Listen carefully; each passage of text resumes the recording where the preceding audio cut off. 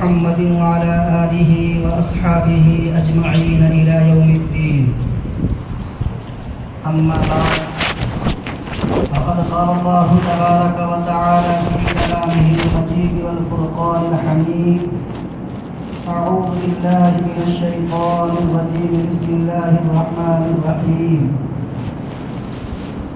لقد من الله على المؤمنين إذ بعث فيهم رسولا من أنفسهم يتلو عليهم آياته ويزكيهم ويعلمهم الكتاب والحكمة وإن كانوا من قبل لفي ضلال مبين.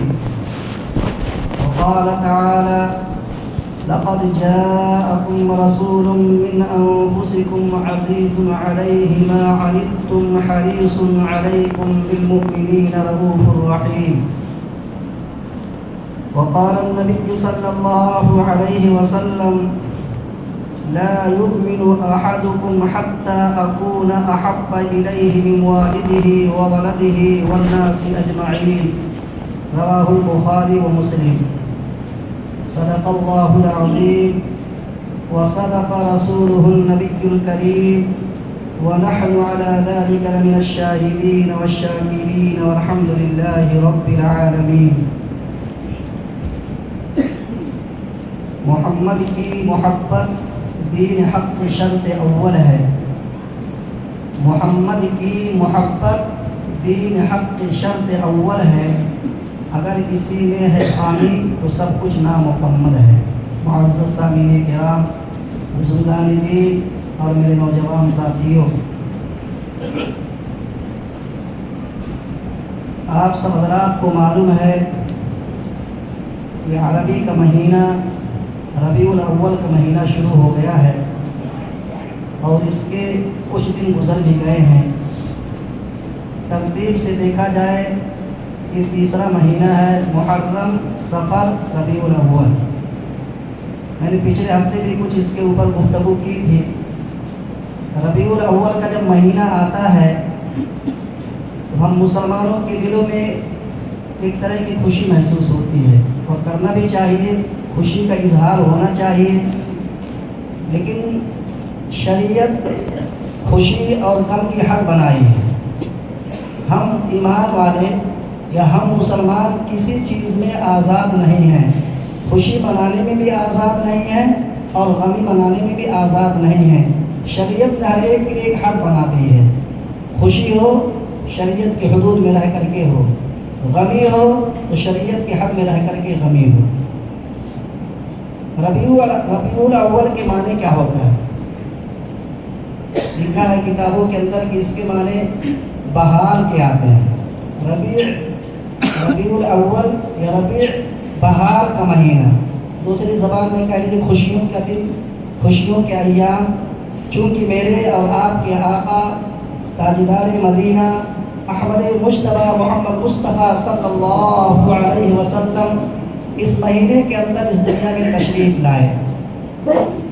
آپ کی تشریف آوری یا آپ کی ولادت اسی مہینے میں ہوئی ہے، لیکن تاریخ کے بارے میں اختلاف ہے کہ کس تاریخ کو آپ پیدا ہوئے. آج مشہور ہو گیا ہے، عام ہو گیا ہے اور اسی دن کو ہم سمجھتے ہیں 12 ربیع الاول آپ کی ولادت کا دن ہے. حالانکہ اس کا کہیں ثبوت نہیں ملتا ہے. 12 ربیع الاول کا مہینہ تو ہے، دن بھی ہے، لیکن 12 ربیع الاول اس کا ثبوت نہیں ہے. 8 تاریخ یا 9 تاریخ کا ثبوت ملتا ہے. 8 ربیع الاول یا 9 ربیع الاول کو آپ کی ولادت شریف ہوئی ہے. لیکن مشہور ہو گیا، دنیا چل رہی ہے 12 ربیع الاول. 12 ربیع الاول کے آتے ہی ہم سب مگن ہو جاتے ہیں. خوشی منانا چاہیے، خوشی کا اظہار. لیکن میں نے کہا خالی خوشی ہی نہیں ہونا چاہیے. یہ مہینہ، یہ تاریخ ہم کو کچھ سبق دیتی ہے. یہ مہینہ ہم سے کچھ چاہتا ہے. ربیع الاول کا مہینہ ہے، میرے اور آپ کے ولادت کا، نبی صلی اللہ علیہ وسلم کی ولادت کا مہینہ ہے. ہمیں آپ کی تاریخ پر، آپ کی زندگی پر، آپ کے عمل پر ہم کو زندگی گزارنی ہے. یہ مہینہ ہم کو یہ سبق دیتا ہے. چند دن خوشی منا لینا، ظاہری اعتبار سے زبان سے اقرار کر کے خوشی ہو گئی، اس کا مطلب یہ نہیں ہے. میں نے پچھلے ہفتے بتایا کہ حقیقی عاشق رسول اور سچا عاشق رسول وہی سمجھا جاتا ہے جو آپ صلی اللہ علیہ وسلم کے طریقے کو اپنانے والا ہو، ایک ایک سنت کو اپنی زندگیوں میں داخل کرنے والا ہو، یہ محبت رسول ہوتی ہے۔ آپ صلی اللہ علیہ وسلم جب تک اس دنیا میں تشریف نہیں لائے تھے، دنیا اور اہل دنیا کس طرح زندگی گزار رہی تھی، پچھلے ہفتے میں نے آپ کو بتایا کہ انسان تو تھے لیکن انسان درندے کی شکل میں تھے، نہ ماں کے حقوق کا پتہ، نہ بہن کے حقوق کا پتہ، نہ بیوی کے حقوق کا پتہ، کچھ نہیں، ہاں انسان ہے، زندگی گزار رہا ہے بس۔ یہ حالت تھے جب تک میرے اور آپ کے آقا صلی اللہ علیہ وسلم اس دنیا میں تشریف نہیں لائے تھے۔ آپ کے آنے سے پہلے چند دن پہلے روایتوں میں آتا ہے کہ 50 دن پہلے یا اور پہلے یا بعد میں، مختلف روایتیں ہیں کہ آپ جب تک دنیا میں تشریف نہیں لائے تھے، آپ کے آنے سے 50 دن پہلے ایک عجیب و غریب واقعہ پیش آیا۔ جب وہ واقعہ پیش آیا، لوگوں نے اپنے آنکھوں سے اس واقعے کو دیکھا۔ لوگ جو عقل مند سمجھے جاتے تھے انہوں نے پتہ لگایا کہ اب دنیا کا نقشہ بدلنے والا ہے۔ میں نے اشارہ کیا، اس کے بعد ٹائم ختم ہو گیا تھا، بات کو ختم کر دیا تھا کہ ابرہہ نامی ایک بادشاہ تھا یمن کا۔ ابرہہ نامی یمن کا ایک بادشاہ تھا۔ اچھا یہ دیکھو، حج کا سلسلہ یا عمرہ کا سلسلہ زمانے سے چل رہا ہے، جب سے دنیا آباد ہوئی ہے، لیکن یہ چیز اس کو ہضم نہیں ہو رہی تھی۔ جب وہ دیکھتا تھا لوگوں کو کہ مکہ مکرمہ جا رہے ہیں، حج کرنے کے لیے جا رہے ہیں، عمرہ کرنے کے لیے جا رہے ہیں، تو ابرہہ کو یہ چیز ہضم نہیں ہوئی۔ وہ لوگوں سے پوچھتا تھا تم کہاں جا رہے ہو، تو لوگ کہتے تھے اللہ کا گھر ہے، ہم اس کی زیارت کرنے کے لیے جا رہے ہیں، اس کا دیدار کرنے کے لیے جا رہے ہیں۔ اس نے سوچا ٹھیک ہے، ایک کمائی کا ذریعہ اس نے اپنے لیے بنایا، بیٹھے بیٹھے پیسہ میری جیب میں آئے گا۔ اس نے ایک عمارت بنائی، ایک کنیسہ بنوایا جس کے اندر سونے چاندی ہیرے زواہرات لگا دیے تاکہ لوگوں کو دیکھنے میں بڑے اچھا لگے، بہت اچھا لگے۔ جب اچھا لگے گا تو لوگ کعبے کو چھوڑ کے اس کے پاس آئیں گے، جس کا نام رکھا تھا القلیس۔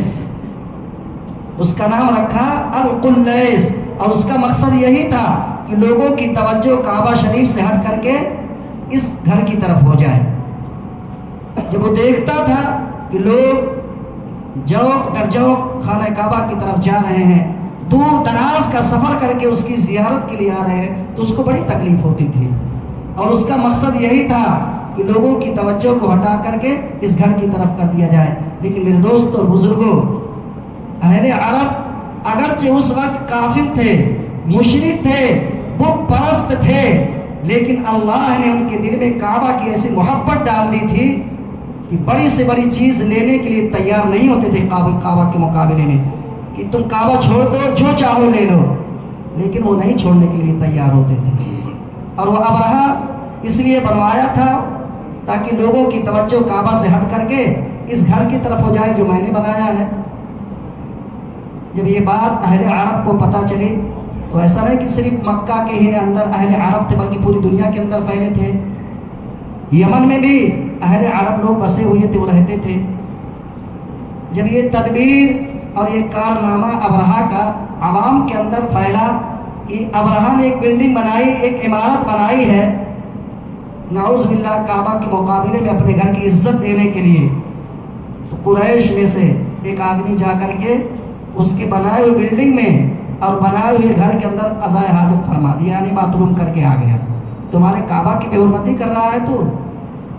اور دوسری روایتوں میں آتا ہے کہ ایک طرف باتھ روم بھی کر دیا، دوسری طرف آگ بھی لگا دیا۔ اب صبح کو جب ابرہہ کو پتہ چلا کہ میرے بنائے ہوئے گھر کے اندر ایسی بے حرمتی کی رہی ہے، اور پتہ چلا کہ یہ قریش ہی کیے ہوں گے، جو کچھ ہوا ہے یہ قریش کا ہی کوئی آدمی کیا ہوگا۔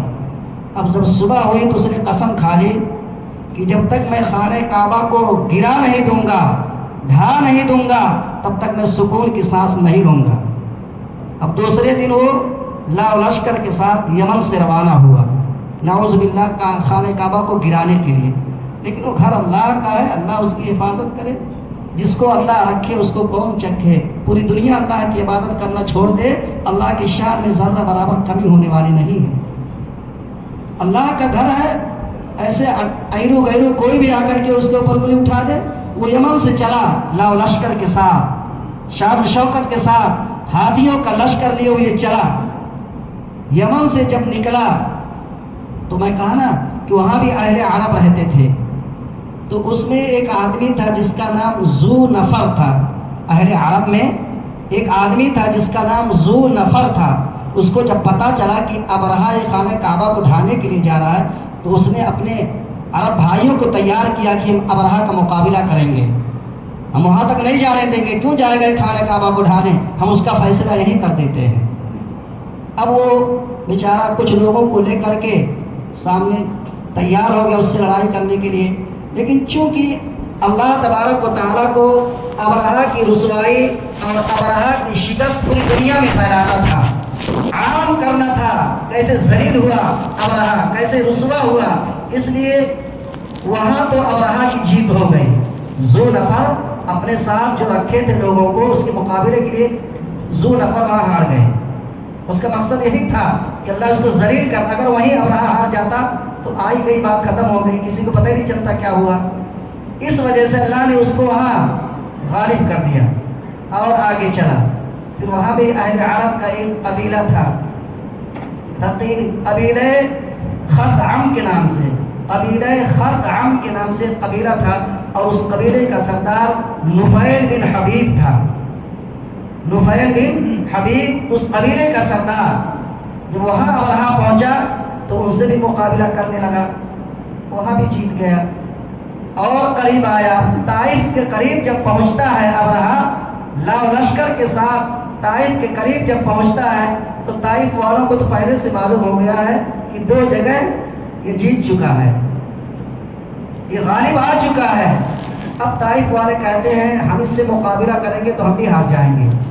تو کچھ کرنے سے پہلے ہی طائف والے سرنڈر ہو گئے، اپنے آپ کو اس کے قدم میں ڈال دیا کہ ہم آپ سے مقابلہ نہیں کریں گے بلکہ ہم آپ کا ساتھ دیں گے. اور اس کی وجہ ایک یہ بھی لکھی ہے کہ طائف کے اندر ایک بت خانہ بنایا تھا ان لوگوں نے، طائف والوں نے. انہوں نے کہا کہ اگر ہم ابرہہ سے مقابلہ کرتے ہیں تو سب سے پہلا ہمارا عبادت خانہ گرائے گا وہ. اس سے اچھا ہے کہ ہم چپ چاپ رہیں، غالب تو وہی آئے گا، جیت اسی کی ہوگی، ہم اس کا ساتھ دیتے ہیں. تو انہوں نے اپنا بھی ایک آدمی ابرہہ کے ساتھ بھیج دیا، ابو رغال نام کا ایک آدمی ابرہہ کے ساتھ بھیج دیا. اب یہ لوگ ابرہہ اپنے لاؤ لشکر کے ساتھ مکہ کے قریب آ رہا ہے. طائف اور مکہ 150-200 کلومیٹر کا فاصلہ ہے. طائف سے نکلا لاؤ لشکر کے ساتھ. مکہ سے پہلے ایک جگہ آتی ہے مقام مغمس نام کی، مغمس نام کی، طائف اور مکہ مکرمہ کے بیچ میں ہے. یہ جگہ ایسی تھی مغمس جہاں اہل عرب کے جانور چرا کرتے تھے، اونٹ بکری، یعنی ان کی چرا گاہ تھی. مکہ سے لوگ لے جاتے تھے اپنے جانوروں کو وہاں پر چرانے کے لیے. تو ابرہہ کا لشکر جب وہاں پہنچا تو اس نے دیکھا بہت سارے جانور یہاں ہیں، تو اس کی لشکر نے جانوروں پہ حملہ کر کے سارے جانوروں کو اپنے قبضے میں کر لیا اور وہیں پڑاؤ ڈال دیا. مقام مغمس پر ابرہہ مالا لشکر وہیں پڑاؤ ڈال دیا.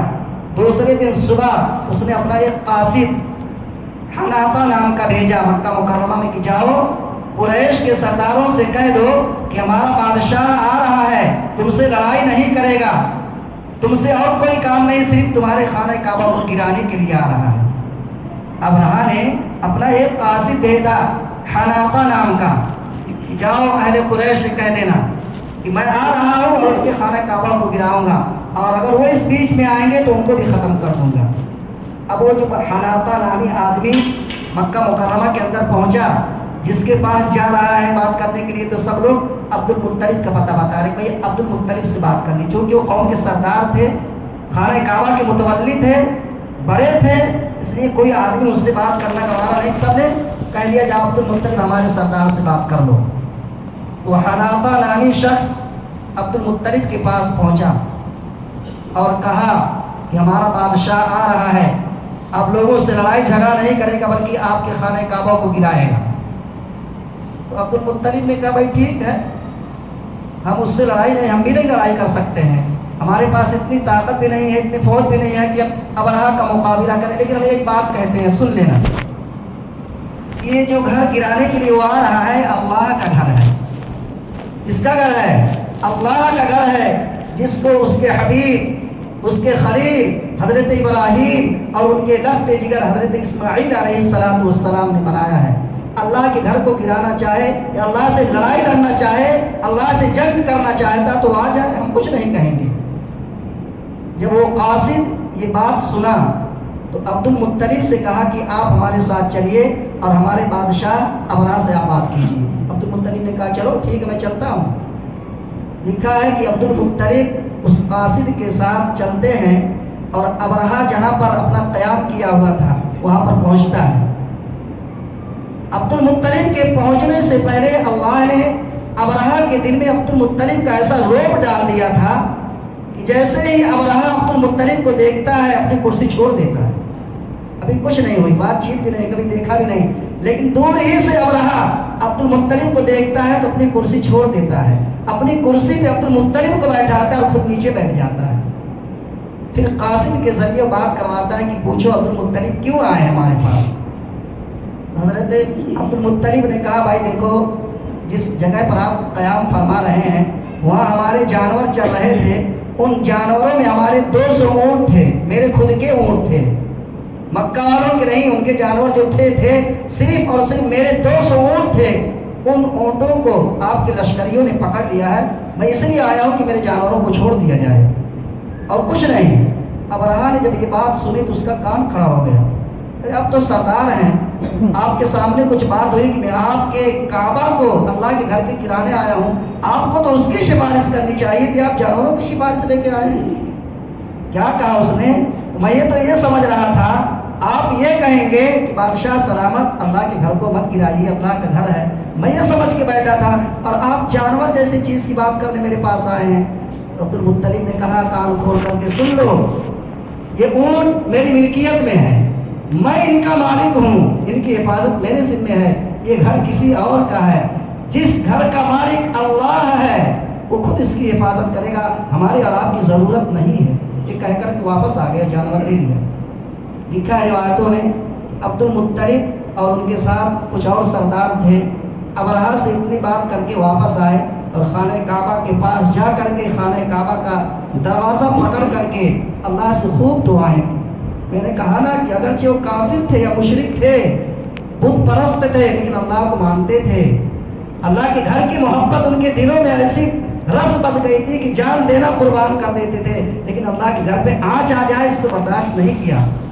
وہ آئے اور خانہ کعبہ کا دروازہ پکڑ کے رونے لگے، گڑگڑانے لگے، الہ ازاری کی مالک تو اس کا مالک ہے، تو جانتا ہے میرے پاس کوئی طاقت نہیں ہے، میرے پاس کوئی فوج نہیں ہے، ایک دشمن آ رہا ہے، غلط ارادے سے مولا تو ہی فیصلہ فرما دینا، ہم اس کے مقابلہ نہیں کر سکتے ہیں۔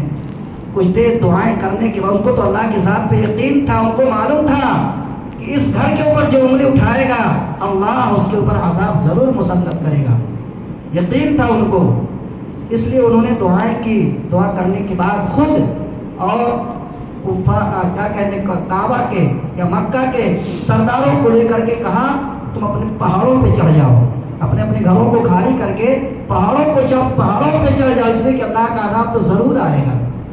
اللہ کے گھر کی جب بے حرمتی کی جائے گی، غلط ارادے سے اس کے اوپر نگاہ ڈالی جائے گی تو نگاہ ڈالنے والا ایسے بچ کے واپس نہیں جائے گا، اس لیے اس سے پہلے ہم اپنی حفاظت کر لیتے ہیں۔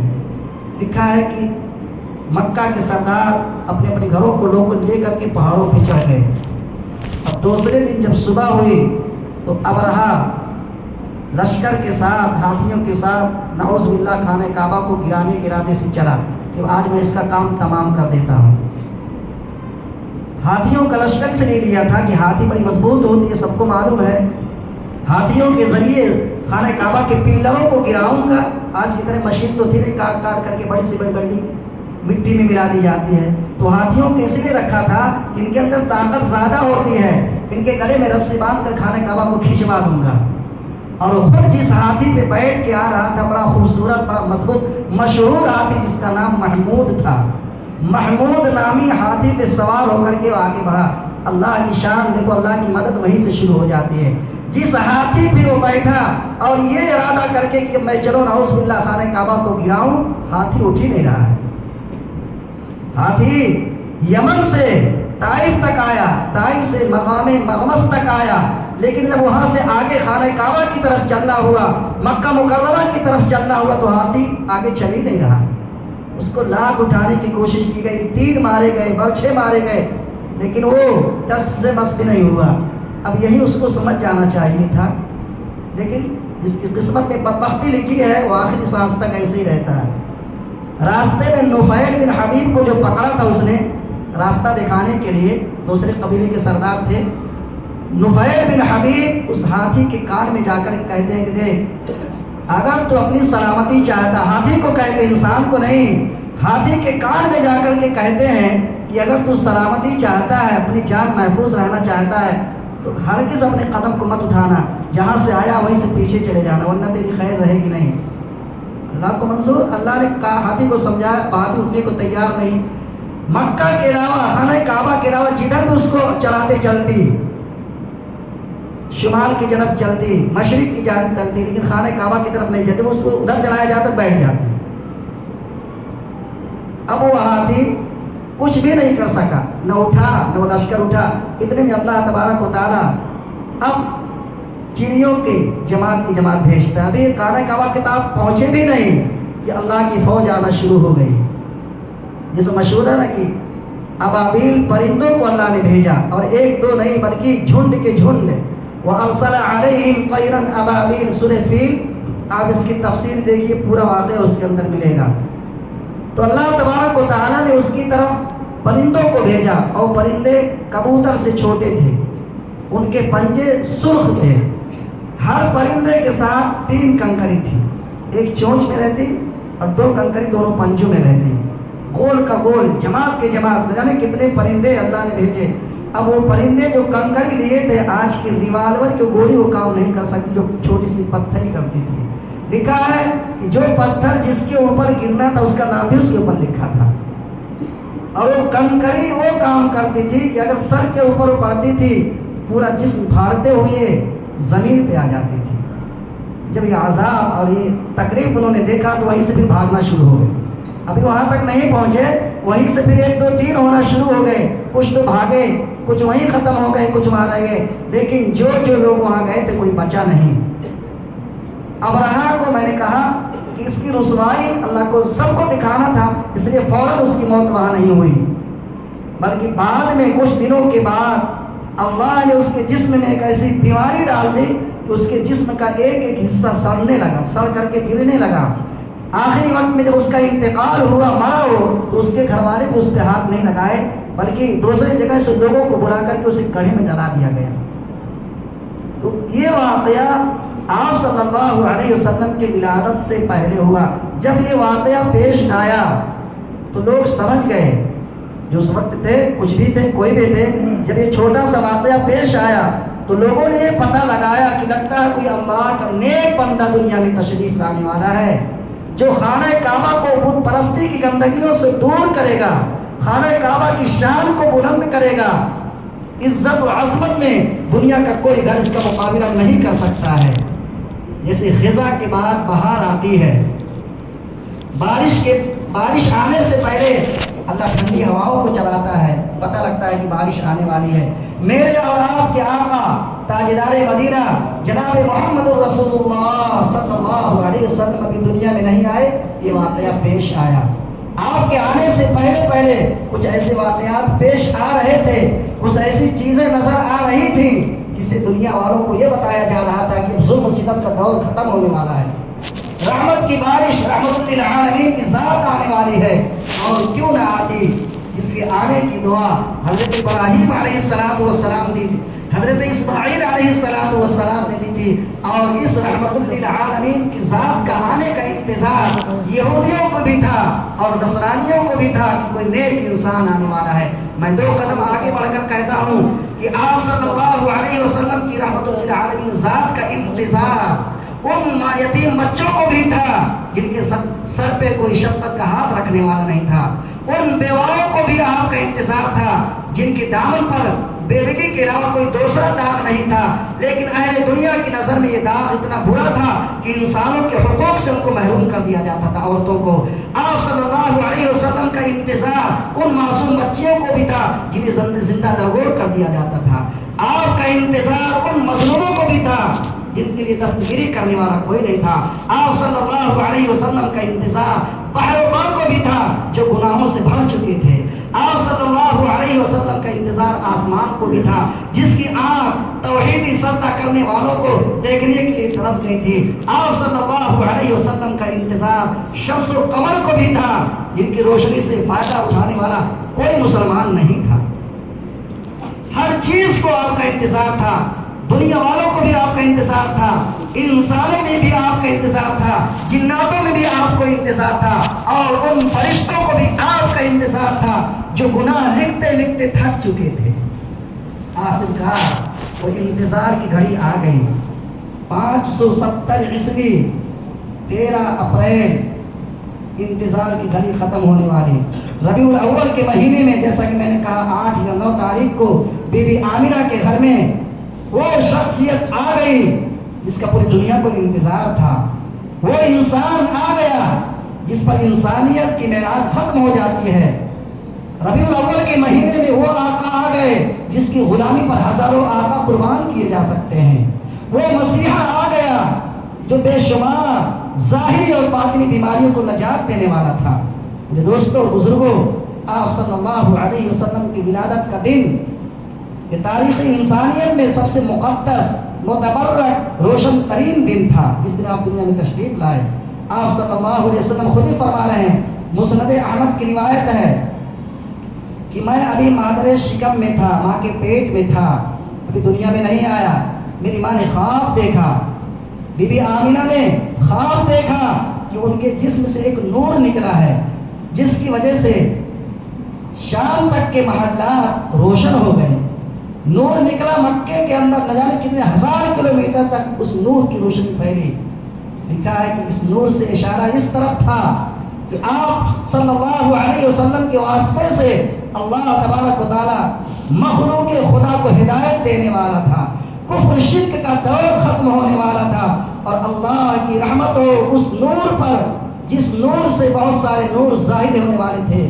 آپ صلی اللہ علیہ وسلم کی ذات سے ہدایت کا نور نکلا، آپ کی ذات سے ایمان کا نور نکلا، آپ کی ذات سے قرآن کا نور نکلا، آپ کی ذات سے عدل و انصاف کا نور نکلا، حق اور سچ کا نور نکلا۔ دوستوں بزرگوں، آپ صلی اللہ علیہ وسلم جب اس دنیا کے اندر تشریف لائے تو اہل عرب کے یہاں دستور تھا کہ جب بچہ پیدا ہوتا ہے تو اس کی پرورش کے لیے وہ دیہاتوں میں بھیج دیتے تھے، دیہاتوں میں بھیج دیتے تھے بچے کی پرورش ہو، اس لیے کہ شہر کے مقابلے میں دیہاتوں کی آب و ہوا بہت بہتر ہوتی ہے۔ آج بھی آپ پتہ لگا لیں، شہر کے اندر جو آدمی رہتا ہے اگر سخت بیمار رہتا ہے، گاؤں دیہات میں جاتا ہے تو اس کی آدھی بیماری ختم ہو جاتی ہے۔ تو اہل عرب کا دستور تھا جب کوئی بچہ پیدا ہوتا تو اس کو دیہاتوں میں بھیج دیتے تھے، اور اس کی وجہ یہ بھی تھی کہ گاؤں دیہات کی زبان بڑی فصیح و بلیغ ہوتی تھی۔